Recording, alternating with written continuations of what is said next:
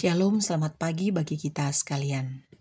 Saya mengajak kita di pagi hari ini, mari memulai seluruh aktivitas kita mendasari di dalam Tuhan saja. Firman Tuhan akan kita baca dan renungkan di pagi hari ini dari Wahyu pasal 3 ayat 1 sampai ayat 6. Sebelum membaca firman Tuhan ini dan merenungkan firman Tuhan ini, mari kita berdoa. Dengan syukur kami menghadap hadirat-Mu ya Tuhan. Kasih setiamu senantiasa kami alami, kami nikmati dalam seluruh hidup kami. Dengan tuntunan-Mu Tuhan, kami boleh tidur dan beristirahat. Kami bangun dengan berkat yang baru dari-Mu pada saat ini. Kami akan memulai seluruh kehidupan kami sepanjang hari ini dengan membaca firman Tuhan dan merenungkan firman Tuhan. Roh Kudus kiranya menuntun kami untuk memahami firman-Mu ini dan melakukan dalam seluruh kehidupan kami. Ampunilah kiranya ya Tuhan, dosa dan kesalahan kami. Kami sambut firman-Mu di dalam nama Yesus Kristus, Tuhan dan Juru Selamat kehidupan kami. Amin. Firman Tuhan dari Wahyu pasal 3, ayat 1 sampai 6, berbunyi demikian. Dan tuliskanlah kepada malaikat jemaat di Sardis. Inilah firman Dia yang memiliki ketujuh roh, Allah, dan ketujuh bintang itu. Aku tahu segala pekerjaanmu. Engkau dikatakan hidup, padahal engkau mati. Bangunlah dan kuatkanlah apa yang masih tinggal, yang sudah hampir mati. Sebab tidak satu pun dari pekerjaanmu aku dapati sempurna di hadapan Allahku. Karena itu, ingatlah bagaimana engkau telah menerima dan mendengarnya. Turutilah itu dan bertobatlah. Karena jikalau engkau tidak berjaga-jaga, aku akan datang seperti pencuri dan engkau tidak tahu pada waktu manakah aku tiba-tiba datang kepadamu. Tetapi di Sardis ada beberapa orang yang tidak mencemarkan pakaiannya. Mereka akan berjalan dengan aku dalam pakaian putih, karena mereka adalah layak untuk itu. Barang siapa menang, ia akan dikenakan pakaian putih yang demikian. Aku tidak akan menghapus namanya dari kitab kehidupan, melainkan aku akan mengaku namanya di hadapan Bapa-Ku dan di hadapan para malaikatnya. Siapa bertelinga, hendaklah ia mendengarkan apa yang dikatakan Roh kepada jemaat-jemaat. Amin firman Tuhan. Tema renungan kita di pagi hari ini, berjuanglah untuk hidup benar. Semua orang dipastikan ingin menjalani seluruh kehidupan dalam kebenaran Tuhan. Saya kira tidak ada orang dalam dunia ini dapat mengatakan bahwa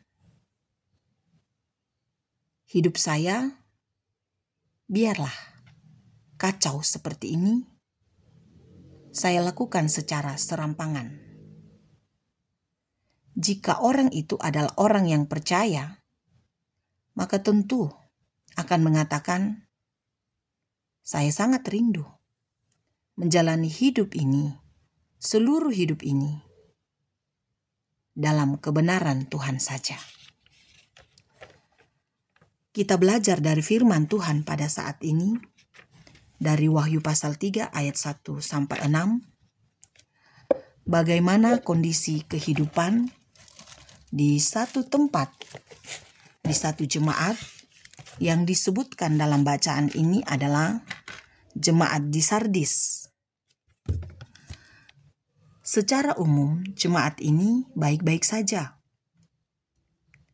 menjalani aktivitas secara normal, persekutuan secara normal. Namun rupanya dalam bacaan ini kita tahu bahwa ternyata kehidupan yang dialami oleh umat Tuhan di sana, yang tadi saya katakan secara normal, dikatakan hidup. Padahal sesungguhnya mati di hadapan Tuhan. Ayat 1 bacaan ini di kalimat terakhir dikatakan, engkau dikatakan hidup, padahal engkau mati. Sepintas lalu, hidup, namun secara khusus jika ditelisik, diperhatikan, ternyata tidaklah demikian. Sebagian besar umat Tuhan rupanya sudah jauh dari Tuhan. Tidak lagi melakukan segala sesuatu berdasarkan kebenaran Tuhan. Secara dunia sudah terkontaminasi dengan segala perilaku yang tidak benar di hadapan Tuhan. Karena itu, disampaikanlah firman-Nya kepada jemaat di Sardis. Bangunlah dan kuatkanlah apa yang masih tinggal, yang sudah hampir mati. Sebab tidak satu pun dari pekerjaanmu aku dapati sempurna di hadapan Allahku. Ayat 2 bacaan ini. Lalu kemudian diajak juga, turutilah itu dan bertobatlah. Ayat 3 bacaan ini. Menuruti segala sesuatu yang sudah diterima dan didengarkan dengan firman Tuhan. Diajak untuk kembali kepada Tuhan. Diajak untuk membawa segenap hidup dalam pertobatan. Umat Tuhan di Sardis diingatkan bahwa suatu masa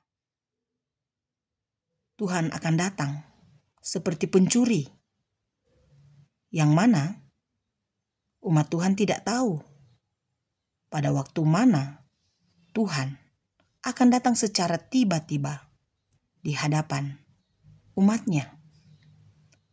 Ayat 3b bacaan ini.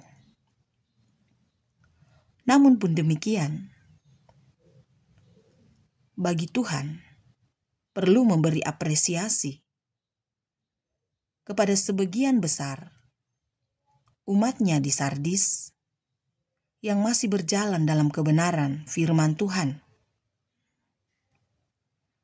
Ayat 4a bagian firman Tuhan ini adalah bukti konkret secara positif bagaimana sebagian orang yang ada di Sardis yang tidak mencemarkan pakaiannya, yang hidup di dalam Tuhan. Tentu hal ini mengacu pada beberapa orang di Sardis yang dipuji, yang tidak hidup dalam penyembahan berhala. Dapat kita bandingkan dengan Wahyu pasal 14, ayat 4, dan ayat 6, sampai dengan ayat 9. Di balik semua ini, ada janji dari Tuhan kepada umat Tuhan yang ada di Sardis. Ayat 4b, sampai dengan ayat 5. Betapa pentingnya hidup di dalam Tuhan. Betapa pentingnya menjalani kehidupan ini dalam perjuangan hidup benar di hadapan Tuhan. Bisa jadi sekarang kita sedang hidup dalam kebenaran akan Tuhan. Namun kita tidak pernah tahu kapankah kita bisa jatuh dalam dosa sepanjang hidup yang kita jalani.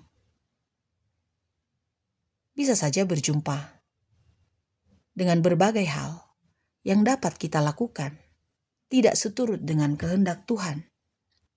Maka jika firman Tuhan dalam bacaan ini mengatakan, berjaga-jagalah, berjuanglah, siapa bertelinga hendaklah mendengarkan. Perjuangan kehidupan ini sangat penting. Jika kemudian orang bijak mengatakan, hidup adalah perjuangan, memang benar. Hidup adalah perjuangan. Berjuang sampai garis akhir kehidupan kita. Berjuang untuk mendapatkan kebenaran di hadapan Tuhan. Sebab kita tidak pernah tahu kapan kita bisa jauh dari Tuhan. Hari ini dapat kita katakan, saya hidup di dalam Tuhan. Benar-benar melakukan apa yang Tuhan mau. Bersaat teduh, berdoa, tekun dalam iman, tekun dalam persekutuan. Namun, hal kecil dalam hidup ini bisa berdampak besar untuk hidup jauh dari Tuhan. Contohnya, hanya karena hal ekonomi atau karena hal-hal yang membuat kita tersinggung dalam persekutuan bisa membuat kita jauh dari Tuhan. Karena itu mari kita terus berjuang dalam hidup ini. Sekiranya kita pun menggapai garis akhir di hadapan Tuhan dan didapatinya hidup sempurna di hadapannya. Efesus pasal 6 ayat 10 mengatakan, akhirnya, hendaklah kamu kuat di dalam Tuhan, di dalam kekuatan kuasanya. Kekuatan kita hanya di dalam Yesus Kristus. Tak ada kekuatan yang lain. Yesus Kristus adalah sumber segala-galanya dalam hidup ini.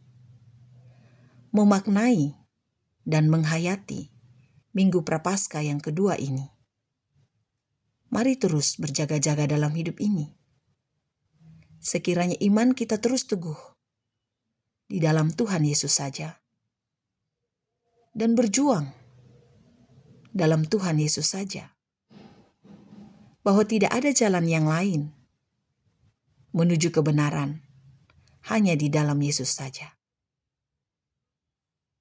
Dalam pekan pekabaran Injil sesuai dengan kalender gereja Toraja, mari meminta kepada Tuhan, memohon kepada Tuhan, sekiranya saya dan kita sekalian boleh dipakainya sebagai pekabar-pekabar Injil dalam seluruh hidup ini. Dalam lingkup persekutuan kita, secara pribadi, dalam rumah tangga kita, dalam keluarga kita, di tempat kerja kita, dan dimanapun kita berada. Kabarkanlah Injil, kabarkanlah berita sukacita kepada semua orang. Sekiranya semua orang mendengarkan dan terus memahami, tidak ada pintu yang lain selain pada Yesus Kristus, Tuhan dan Juru Selamat seluruh kehidupan kita. Akuilah Dia dalam seluruh kehidupanmu. Percayalah, Dia pun akan mengakuimu dalam seluruh kehidupan ini. Dan sebagaimana janjinya dalam firman Tuhan ini, bahwa Dia akan mengakui dalam seluruh kehidupanmu apapun yang dilakukan untuk kebenaran menurut kehendak-Nya. Roh Kudus menyempurnakan firman Tuhan ini. Amin. Mari kita berdoa.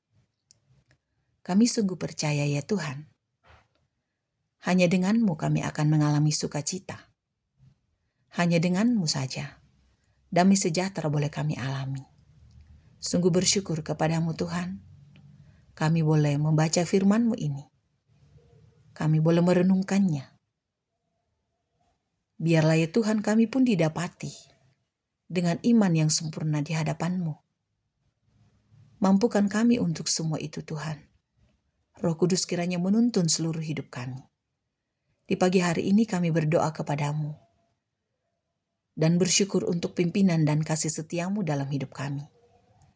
Kami sungguh mau berserah hanya kepadamu saja. Pimpin kami Tuhan, sertai kami.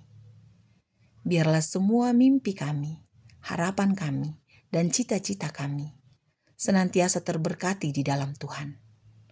Kami berdoa kepadamu ya Tuhan, mendoakan setiap anak-anak-Mu dalam perjuangan kehidupan, dalam perjuangan iman. Kuatkan senantiasa, mampukan senantiasa. Biarlah di dalam Tuhan senantiasa mengalami sukacita, karena kasih setia Tuhan yang limpah dialami dan dirasakan. Kami berdoa kepadamu untuk setiap umat-Mu dalam gumbul masing-masing. Kuatkan dan mampukan menjalani hidup ini Tuhan. Biarlah senantiasa terpelihara di dalam Tuhan.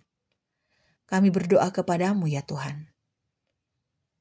Untuk bangsa kami, untuk negara kami, Indonesia yang kami cintai. Berkatilah semua pemimpin kami. Baik pemimpin kami dalam lingkup gereja, pemimpin kami dalam lingkup pemerintah. Dikuatkan oleh Tuhan, dimampukan oleh Tuhan, menjalani hidup yang Tuhan perkenankan. Biarlah senantiasa terpelihara di dalam Tuhan.